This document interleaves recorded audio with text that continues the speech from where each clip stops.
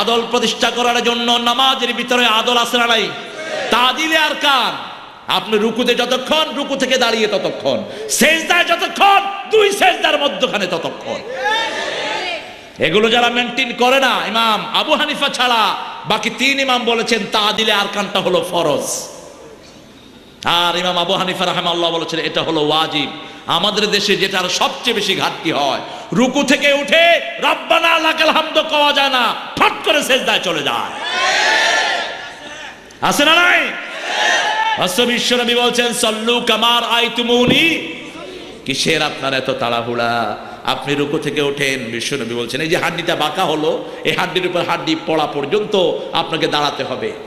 যদি তার আগে আপনি সেজদায় চলে যান, আপনার নামাজ হলো না, আপনি নামাজে ঢুকলেন, চোর হয়ে বের হলেন। বিশ্বনবী বলছেন আসওয়াউন নাসি সারাকাতান আল্লাযীনা ইয়াসরিকুনা ফিস সালাত ক্বালু কাইফা ইয়াসরিকু ফিস সালাত ক্বাল লা ইউতিম্মু রুকুআহা ওয়া সুজুদাহা। তোমরা নামাজের চোর হলো সবচেয়ে নিকৃষ্ট চোর, শেষরা চোর।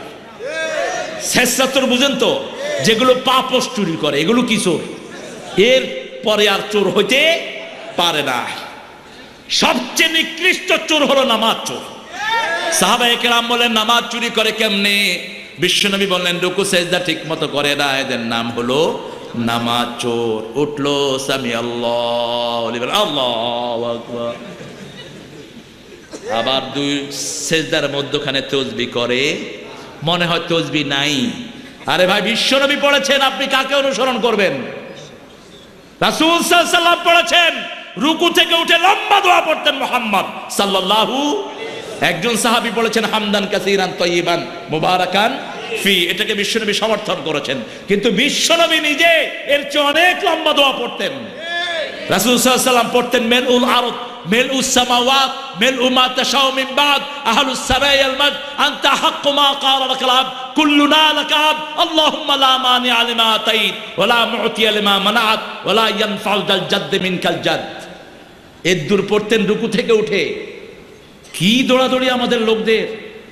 নামাজের পরেও বিশাল আড্ডা, আগেও বিশাল আড্ডা, শুধু নামাজের ভিতরে আসতে আল্লাহু আকবার আল্লাহু আকবার।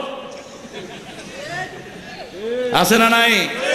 আমি আসরের নামাজ পড়ে তাসবিহ করছি, এক ছেলে ঢুকলো, আমার 33 বার তাসবিহ শেষ হওয়ার আগে ওর 4 রাকাত নামাজ শেষ। আমি বললাম এদিকে কোন সূরা পড়ছত? কয় হুজুর। আমি বললাম হুজুর নামে তো কোনো সূরা নাই বেটা। কোন সূরা পড়ছত? কয় মনে নাই। সূরা পড়েই নাই, শুধু উঠবস করছে। খবরদার, নামাজকে বিশ্বনবী যেভাবে বলেছেন সেভাবে আদায় করুন। বিশ্বনবী মায়ের কোলেই ইনসাফ প্রতিষ্ঠা করলেন। আমরা মেয়েদেরকে অনেক অংশে কম খাওয়াই, ঠিক না ঠিক? মিনা কার্টন অনেকটা সহযোগিতা করেছে। মিনা কার্টন একটা বের করেছে, আপনারা বুড়ারা দেখছেন কিনা আমি জানি না, তবে আমাদের ঘরে ছোট বাচ্চা আছে, আমরা ছোট বাচ্চার সাথে বাচ্চা সাজতে হয় কখনো কখনো। ছোট বাচ্চাদেরকে আবার নামাজিও বানাবেন। 3 বছর 4 বছরের বাচ্চাকে নিয়ে যদি ঘরে নামাজ পড়েন, ও আপনার চেয়ে বড় নামাজি হয়ে যাবে। এই জন্য রাসূল সাল্লাল্লাহু আলাইহি ওয়াসাল্লাম মসজিদে নববীতে সুন্নত নফল একটাও পড়তেন না। 1 রাকাত পড়লে 50,000 রাকাতের সওয়াব মসজিদে নববীতে। আবার এক বর্ণনায় বলেছেন 500 রাকাতের সওয়াব। সেই মসজিদে নফল সুন্নত বিতেন না পড়ে ঘরে পড়তেন, ঘরের সওয়াব আরো বেশি। ঘরে পড়লেই আপনার বাচ্চা নামাজি হবে, ঠিক না ঠিক? বিশ্বনবী সাল্লাল্লাহু আলাইহি ওয়াসাল্লাম মায়ের পেটে গিয়েই, ওই যে হালিমাতুস সাদিয়ার কোলে গিয়েই নিজের দুধ বোনের জন্য একটা দুধ ছেড়ে দিলেন। হাজার চেষ্টা করেও হালিমাতুস সাদিয়া অন্য দুধ থেকে তাকে দুধ পান করাতে পারে নাই। তিনি নিজের আপন ওই দুধ বোনের জন্য একটা দুধকে স্পেশালি ছেড়ে রেখেছেন। বড় হতে লাগলেন তিনি। 3 বছর তার বয়স, ওপেন হার্ট সার্জারি হলো। কি হলো? ওপেন হার্ট সার্জারি হলো। কারণ প্রত্যেক মানুষের কলিজার মধ্যে এমন একটা জায়গা আছে যেখানে শয়তান বসে। বিশ্বনবী বলছেন আশ-শায়তানু জাসিমুন আলা কলবি বনি আদম। বনি আদমের প্রত্যেকের কলিজার মধ্যে এমন একটা জায়গা আছে বুকে, যেখানে শয়তান বসে। ছোট ছোট বাচ্চারা দুষ্টামি করে কিনা? কথা কন না কেন? একটা আরেকটার কাপড় ধরে টানে কিনা? টানে। এই দুষ্টামি করায় কে? তারে দিয়া। কে করায়? আবার খাওয়ার ভিতরে পেশাব করে দেয়। এরকম বাচ্চা আছে না নাই? এটা তাদের আনন্দ, ওই শয়তান পোড়াচ্ছে তাকে নিয়ে। বিশ্বনবী সাল্লাল্লাহু আলাইহি ওয়াসাল্লাম খেতে বসলেন, ছোট দুটো বাচ্চা এসে খাওয়ার ভিতরে হাত দিচ্ছেন, হুজুর তাদের হাত ধরে ফেললেন। সাহাবায়ে কেরাম বললেন হুজুর ছোট বাচ্চা। আল্লাহর হাবিব বললেন শয়তান এতক্ষণ ঘুরছে, খাওয়ার ভিতরে হাত দিবে, মুখ দিবে, পারে না, কারণ আমরা বিসমিল্লাহ পড়েছি। এখন এই বাচ্চার উপর ভর করেছে, আমি বাচ্চার হাত আটকিয়ে দিলাম, সুবহানাল্লাহ। কিন্তু কোনো বাচ্চাকে শয়তান বলে গালি দেয়া জায়েজ নাই। বাচ্চাদেরকে আদর করতে হবে, তাদের মুখে ধরিয়ে দিতে হবে বিসমিল্লাহির রহমানির রাহিম। বিশ্বনবী সাল্লাল্লাহু আলাইহি ওয়াসাল্লাম 3 বছর বয়স, ওপেন হার্ট সার্জারি হলো। হালিমাতুস সাদিয়া চিন্তা করলেন বিশ্বনবীর সাথে কোনো জাদু টাদু ভর করেছে কিনা, কোনো জিন ভর করেছে কিনা। তিনি দিয়ে আসলেন আমেনার কাছে, তিনার ঘরের বরকত দূর হয়ে গেল। 3-4 মাসের মধ্যে আবার নিয়ে আসলেন। 5.5 বছর বয়স। কয় বছর? 5.5 বছর। বিশ্বনবীর জীবনে একটা অথৈ সমুদ্র। আল্লাহ রাব্বুল আলামিন বলছেন, পৃথিবীর সব আদর্শ বিশ্বনবীর জীবনে আমি দান করে দিয়েছি। ও জীবনকে যারা অনুসরণ করবে তাদের 3টা গুণ হবে। কয়টা? 3টা গুণ। লাকাদ কানা লাকুম ফি রাসূলিল্লাহি উসওয়াতুন হাসানাহ লিমান কানা ইয়ারজুল্লাহা ওয়াল ইয়াউমাল আখির ওয়া যাকারাল্লাহা কাসীরা। বিশ্বনবীর জীবনে তোমাদের জন্য ছিল, থাকবে, আছে উসওয়াতুন হাসানা, সর্বশ্রেষ্ঠ আদর্শ। এই হাসানার জন্য আমরা দোয়া করি, রাব্বানা আতিনা ফিদ দুনিয়া হাসানাতাও ওয়া ফিল আখিরাতি হাসানাতাও ওয়া কিনা আযাবান নার। হে আল্লাহ, আমাদের দুনিয়া সুন্দর করে দেন, আখিরাত সুন্দর করে দেন, আমাদের সবাইকে জাহান্নামের আগুন থেকে বাঁচায়া দেন। বিশ্বনবী সাল্লাল্লাহু আলাইহি ওয়াসাল্লামের জীবনী এতটা সুন্দর আল্লাহ করে দিয়েছেন, সব আদর্শ এখানে আছে না নাই? আপনি এতিম হবেন, এতিমের আদর্শ আছে না নাই?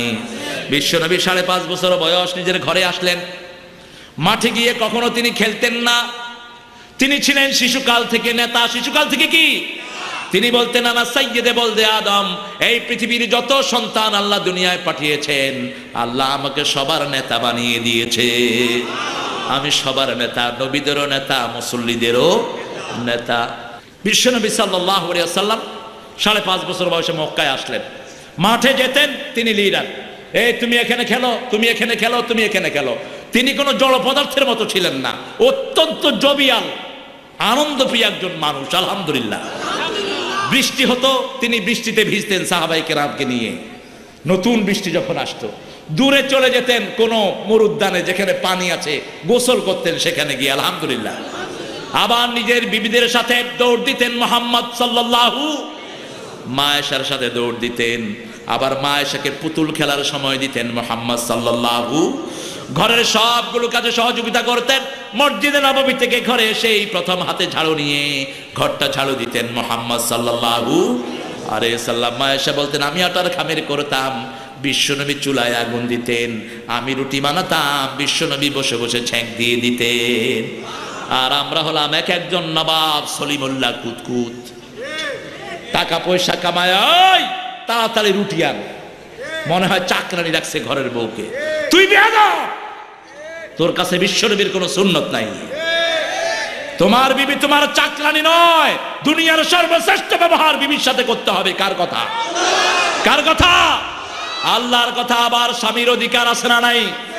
বিশ্বনবীর কাছে এসে কিছু সাহাবী বললেন, ইয়া রাসূলুল্লাহ, আমরা এমন একটা জায়গায় গেলাম, তারা তাদের নেতাকে সেজদা দেয়, আমাদের মন চাচ্ছে আপনাকে আমরা সেজদা দেব।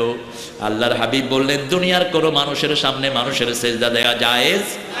যদি কোনো মানুষকে সেজদা দেওয়ার জন্য আল্লাহ বলতেন, দুনিয়ার বিবিদেরকে বলতো স্বামীর পায়ের সামনে যেন সেজদা করে। কিন্তু সেজদা করতে হবে কাকে? আরো জোরে বলেন। আল্লাহ ছাড়া কাউকে সেজদা করা যাবে না। বিবি যদি, স্বামী যদি অনুমতি না দেয়, বিবি নামাজ পড়তে পারবে না, নফল নামাজ। কিন্তু স্বামী যদি বেনামাজি হয়, স্বামী তো চাইবে বিবি যেন নামাজ না পড়ুক, তাহলে তার কথা শোনা যাবে না। স্বামী বেনামাজি, ও যদি বলে যে নামাজ পড়িস না, ওর কথা শোনা যাবে না। আল্লাহর হাবিব বলেছেন, লা তাআতা লিমাখলুকিন ফি মাসিয়াতিল খালিক। আল্লাহর অবাধ্য হয়ে কোন মানুষের আনুগত্য করা জায়েজ নাই। ঠিক কি না? শুনতে হবে কারটি? আল্লাহরটি। পিতামাতার কথা শুনতে হবে। গোমরা ব্যবহার করা যাবে, কিন্তু আইন জাহাদাকা আন তুশরিকা বি শাইআ মা লাইসা লাকা বিহি ইলম ফালা তুতি'হুমা সাহিবহুমা ফিদ দুনিয়া মা'রুফা। পিতামাতা যদি কোন সন্তানকে বাধ্য করে শিরক করার জন্য, শিরক করা যাবে?